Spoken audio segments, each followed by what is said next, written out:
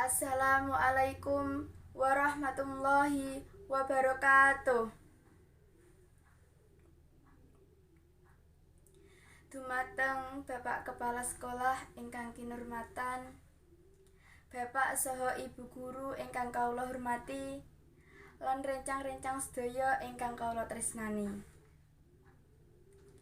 Langkung rumiyin sumangga kula lan panjenengan sedaya ngaturaken puja lan puji syukur dumateng ngarsanipun Gusti ingkang Maha Kuwasa ingkang sampun maringi rahmat lan hidayahipun dumateng kita sedaya, sahingga kula lan panjenengan sedaya saged kempal ing adicara punika.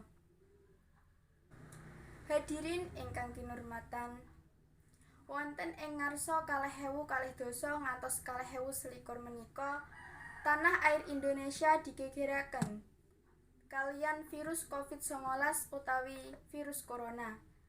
Virus corona kadosipun virus influenza, nanging virus menika langkung mbahayani. Sampun kathah korban séda wonten Indonesia lan donya. Virus corona menehi dampak negatif wonten masyarakat, tuladhanipun wonten PHK lan tiyang mlarat tambah kathah.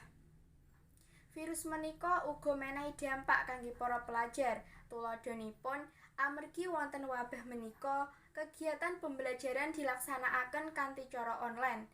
Tamtunipun kanthi cara menika kegiatan pembelajaran kirang efektif. Amargi saperangan siswa boten remen lan boten nyaman sahingga dilaksanakake kanthi sakarepe dhewe. Senajan kahananipun mrihatosaken, kula lan panjenengan sedaya kedah saged ngindari virus corona. Carane tetep njagi kesehatan lan migatosaken dawuhipun pemerintah supados tetep nindakake kegiatan wonten griya, njagi jarak sosial, ngagem masker lan sregep wisuh tangan.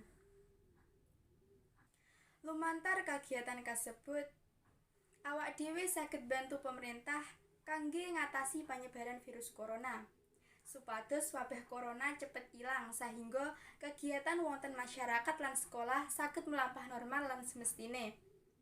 Mugi-mugi kula lan panjenengan sedaya saged nerapaken dawuhipun pemerintah lan nglaksanakaken kanthi tertib lan sae, supados saged cepet medal saking musibah punika. Semanten atur kawula, menawi wonten kalepatanipun kawula nyuwun agunging pangapunten. Wassalamualaikum warahmatullahi wabarakatuh.